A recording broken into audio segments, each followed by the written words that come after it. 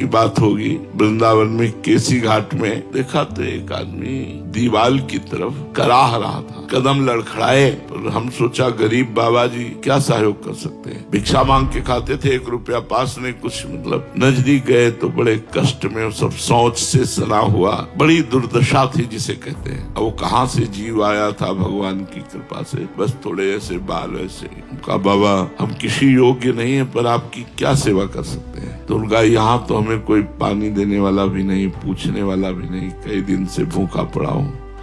यदि आप सुदामा कुटी पहुंचा दे तो सुनते हैं वहां संत सेवा होती है, तो कम से कम भोजन पानी तो मिल जाएगा। अब वहां से पहुंचाने के लिए आदमी चाहिए, रिक्शा चाहिए, व्यवस्था चाहिए। हमारे पास कोई व्यवस्था तो थी नहीं, सब ऐसे समेटा कपड़ों से ही तो उठाया उनको, एक आध जगह उनको विश्राम दिलाया। वो क्या फिर सुदामा कुटी में जाके, तो अब संत तो संत होते हैं, दयाल होते हैं। बारंडे में एक जगह उनका आसन लगा दिया, प्रणाम किया और गोपेश्वर के दर्शन करने जाते थे। दूसरे दिन गए तो कीड़ा उनके शरीर में, गोपेश्वर जी के दर्शन करने गए।